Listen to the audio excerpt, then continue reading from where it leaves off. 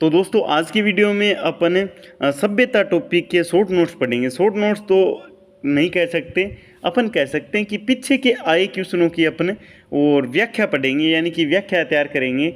यानी कि सभ्यता टॉपिक है वो पूरा पीछे के आए हुए क्वेश्चन ले लेंगे कुछ एक, और उन क्वेश्चनों की व्याख्या करके और सभ्यता टॉपिक कंप्लीट करेंगे। अगर आप इतना भी कंटेंट तैयार कर लेते हो तो आपका 80 से 90% कंटेंट तैयार हो जाएगा। अगर इनके अलावा कोई नया क्वेश्चन आता है तो आप श्योर हो जाइए कि अगर आपको नहीं आता है तो वो किसी को नहीं आएगा, पर ये कंप्लीट होना चाहिए। ये आए हुए क्वेश्चनों का निष्कर्ष ही है, ये व्याख्या है जो। चलो तो पहले क्वेश्चन की तरफ बढ़ते हैं। पहला क्वेश्चन क्या है कि कालीबंगा सभ्यता को सर्वप्रथम प्रकाश में लाने का श्रेय दिया जाता है, किसे श्रेय दिया जाता है इनमें से? तो अमलानंद घोष को कालीबंगा सभ्यता को प्रकाश में लाने का श्रेय दिया जाता है। कालीबंगा का शाब्दिक अर्थ होता है काली चूड़ियाँ।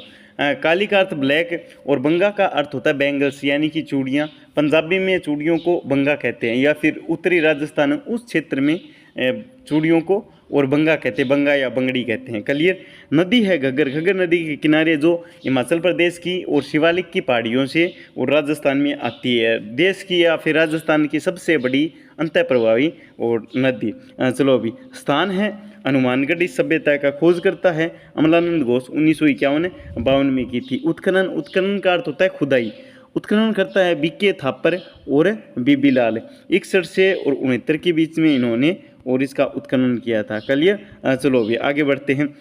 दूसरा क्वेश्चन क्या है, राजस्थान में सभ्यता के किस स्थल पर सबसे प्रथम बार हल से जुते हुए खेत के साक्ष्य प्राप्त हुए? तो इसका राइट आंसर होगा कालीबंगा।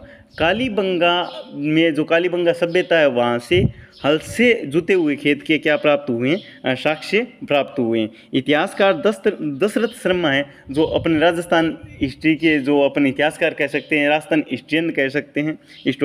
तो हिस्ट्री या फिर इतिहासकार जो दशरथ शर्मा हैं, उन्होंने कालीबंगा को सिंधु घाटी सभ्यता का और तीसरा शहर बताया, तीसरी राजधानी बताया, जैसे हड़प्पा और मोहनजोदड़ो के बाद और दशरथ शर्मा ने इसे जो कालीबंगा है इसे तीसरी राजधानी बताया है, यानी कि जो सिंधु घाटी सभ्यता है उसकी और कैपिटल बताया है। कालीबंगा कांस्य युगीन सभ्यता कहलाती है।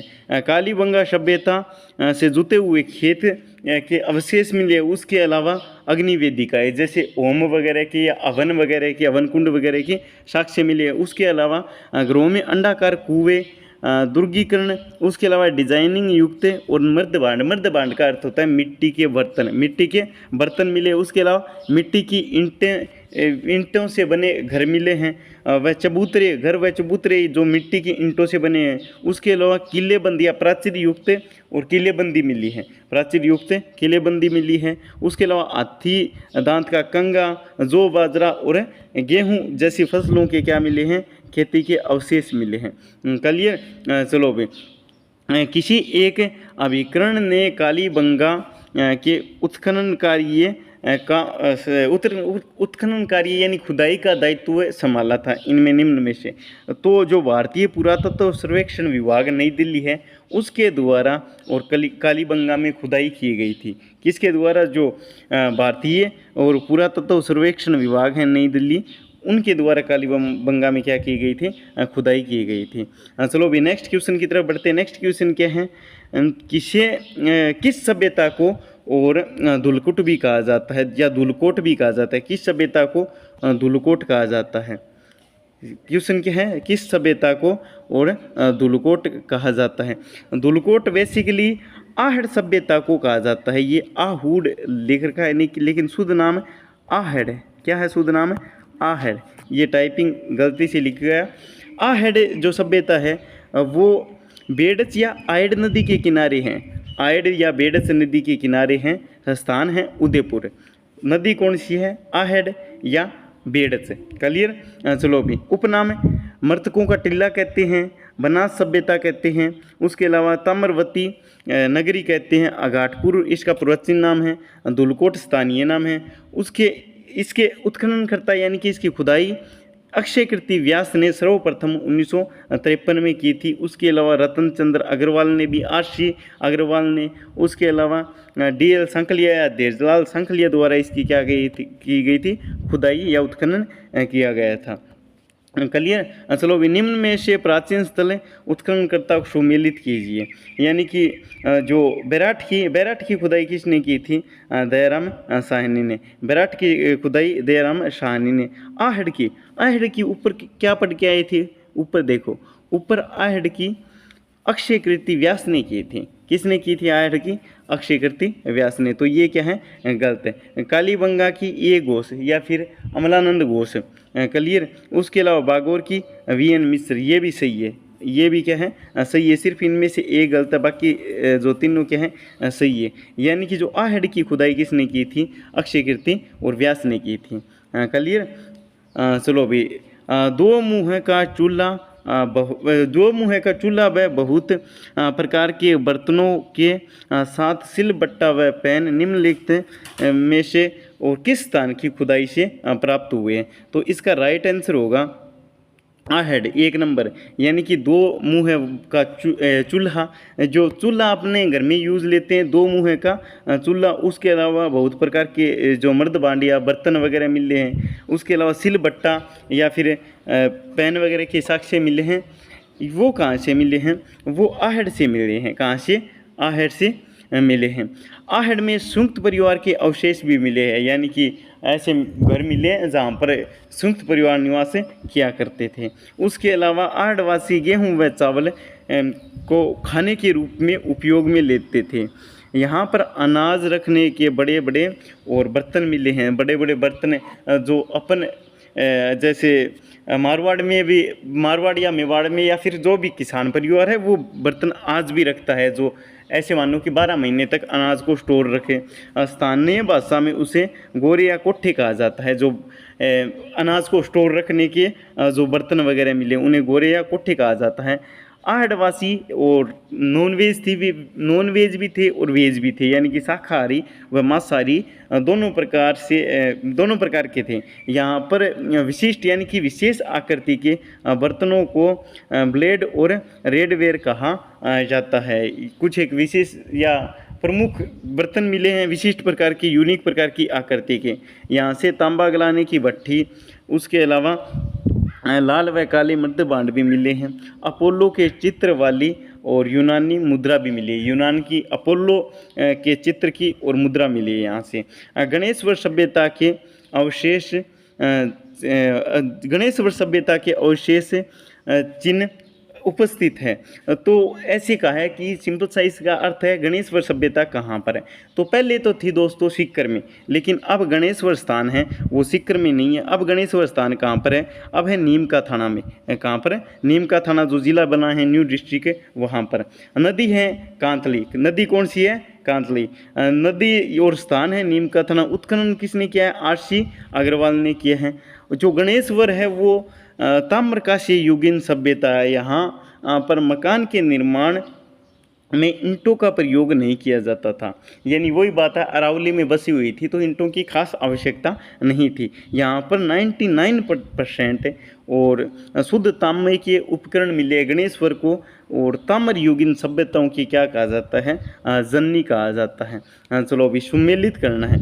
सुमेलित क्या करना है कि बागोर सूक्ष्म पाषाण और उपकरण। बागोर क्या है कि बागोर से सूक्ष्म पाषाण उपकरण मिले हैं। उसके अलावा कालीबंगा दुर्गीकरण, यानी कि जो ऐसे मानो कि दुर्ग के अवशेष वगैरह मिले कालीबंगा से। गणेश्वर से क्या काले चमकीले मर्द भांड मिले हैं? तो इसका आंसर है नहीं। गणेश्वर से क्या मिला है? ये कालीबंगा तो ऐसे ही लिखा गया। गणेश्वर से ताम्र उपकरण मिले हैं। उसे ताम्र कालीन जो अपन कह सकते हैं ताम्र युगीन और सभ्यताओं की जननी कहा जाता है। सारा तांबा उस टाइम पे लगभग और 90% तांबा और यहीं से लिया जाता था। आज भी जो सुनारी वगैरह स्थान है या फिर जो खेतड़ी वगैरह हैं वहाँ पर तांबे के उपकरण मिलते हैं या फिर तांबे के अवशेष मिलते हैं। तांबा वहाँ से प्राप्त होता है। विराट आगे पढ़ेंगे, वहाँ पर बौद्ध विहार मिले अपने, यानी कि बौद्धों से संबंधित है और ऐसे मान लो कि महात्मा बुद्ध के कुछ अवशेष वगैरह, यानी कि महात्मा बुद्ध से संबंधित कुछ चीज़ें वगैरह मिली हैं। चलो पे, बेराट प्राचीन काल की राजधानी थी। बेराट किसकी राजधानी थी प्राचीन काल में? तो बेराट दोस्तों मत्स्य की, जो मत्स्य राज्य था या मत्स्यों की राजधानी क्या थी? बेराट थी। नदी है बाणगंगा, किस नदी के किनारे है? तो बाणगंगा नदी के किनारे है। स्थान है कोटपुतली बैरोड। कौन सा स्थान है? कोटपुतली बैरोड। कोटपुतली जो जयपुर से अलग हुआ, बैरोड जो अलवर से अलग होके और नया जिला बना है। उत्खनन करता है दयाराम साहनी, उसके अलावा नील रत्न बनर्जी, कैलाश नाथ दीक्षित, और यहाँ से महाभारत के भी अवशेष मिले हैं। कहते हैं कि पांडवों ने अज्ञातवास का और जो अपना अंतिम साल है वो यहाँ पर ही बिताया था, यानी कि जो अपने बेराट या विराट नगर में बिताया था, जो प्राचीन टाइम में किसकी राजधानी था? तो मत्स्य जनपद की राजधानी था। नेक्स्ट क्वेश्चन अपन देखते हैं। नेक्स्ट क्वेश्चन क्या है कि राजस्थान में बौद्ध संस्कृति के अवशेष कहाँ से मिले हैं? तो राजस्थान में बौद्ध संस्कृति के अवशेष और बेराट से, इसका राइट आंसर होगा 4 नंबर। राजस्थान में बौद्ध जो संस्कृति के अवशेष हैं वो बेराट से मिले हैं। कहाँ से? बेराट से। यहाँ इंडो ग्रीक शासकों की 28 जो मुद्राएं मिली हैं, सिक्के मिले हैं। उसके अलावा यूनानी शासक मिनांडर के और 16 सिक्के व चांदी की और मुद्रा पंचमारक यहाँ से प्राप्त हुए हैं। विराट से सम्राट अशोक के 2 प्रमुख और शिलालेख प्राप्त हुए हैं। बिज्जक की पहाड़ी से तो भ्राबू शिलालेख प्राप्त हुआ है, और एक जो शिलालेख है वो प्राप्त हुआ है भीमडूंगरी से या भीम पहाड़ी से। गिलुंड या फिर गिलुंड सभ्यता किस नदी के किनारे हैं? तो गिलुंड सभ्यता बनास नदी के किनारे है। किस नदी के? तो बनास नदी के किनारे हैं। स्थान है राजसमंद। उत्खनन करता है इसके बिब्बीलाल। यहाँ से ताम्रप्रस्त्र नवपाषाणिक युग के अवशेष मिले हैं। गिलुंड भगवानपुरा और राजौरी आहड़ सभ्यता से संबंधित से या फिर आहड़ सभ्यता से उनका संबंध था। क्लियर? चलो अभी नेक्स्ट देखते हैं। बालाथल किस ज़िले में बालाथल सभ्यता स्थित है? किस जिले में बालाथल सदस्य जो अपन सभ्यता है वो स्थित है? तो इसका राइट आंसर होगा बालाथल जो सभ्यता है वो वर्तमान में और उदयपुर जिले में है। किस जिले में बालाथल है? उदयपुर जिले में। नदी वही सेम आहड़ में पड़ गए थे। आहड़ या बेड स्थान है उदयपुर। उत्खनन किसने किया? उत्खनन या खुदाई किसने की? तो VN मिश्र द्वारा इसकी खुदाई या उत्खनन किया गया। जो बालाथल प्रागैतिहासिक स्थल ताम्रकालीन जो ताम्र पाषाणकालीन युग है या फिर काल है उससे संबंधित है यहाँ पर, और 11 विशाल भवन या कमरे मिले हैं, यहाँ से प्राप्त हुए हैं। बागोर से संबंधित कुछ कथन दिए गए हैं नीचे, उनके संबंध में बताना है अपने को। क्या है? बागोर में लघु पाषाण जो पाषाणोकरण है, यानी कि लघु पाषाण के समय के कुछ अवशेष मिले हैं। उसके अलावा सेकंड क्या है कि VN मिश्र ने और जो बागोर सभ्यता है उसकी उत्खनन या उसकी खुदाई की थी। तो ये दोनों ही आंसर इसके क्या है?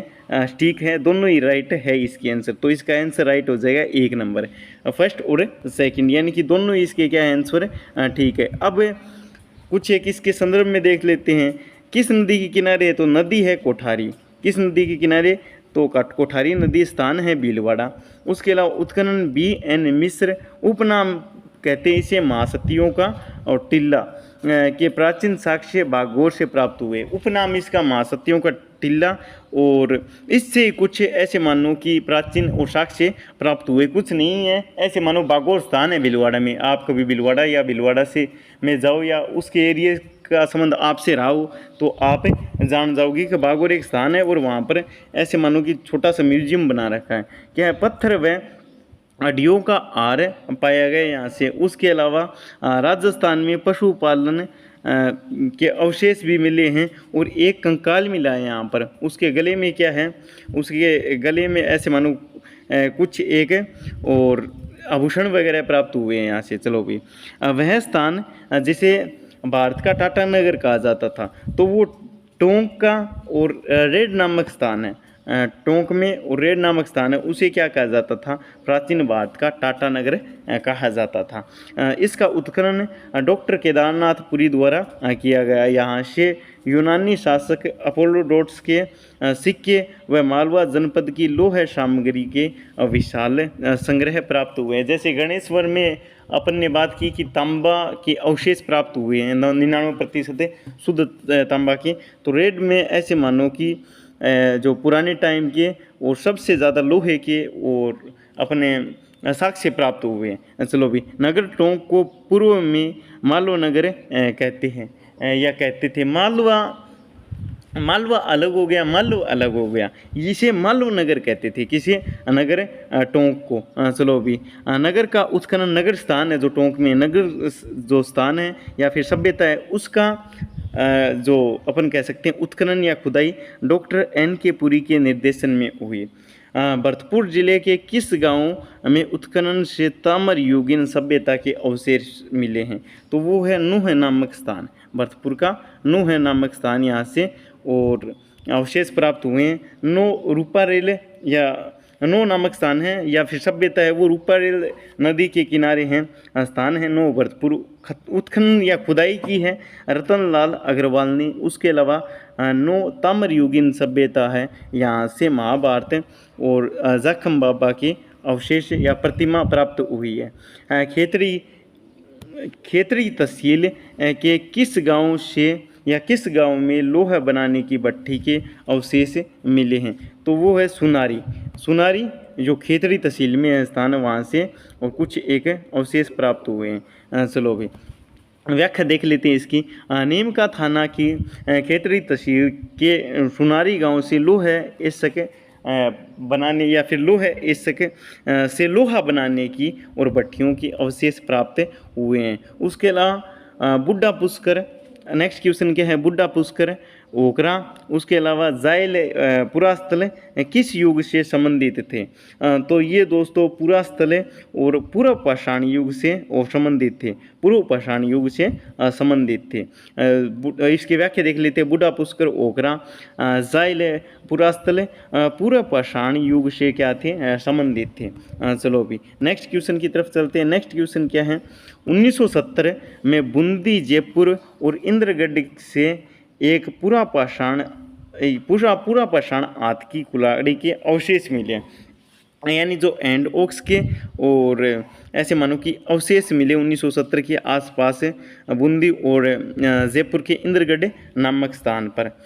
तो इनकी खोज किसने की थी, तो इसका राइट आंसर होगा नंबर 4, C.A. एकट द्वारा इसकी क्या की गई थी, खोज की गई थी।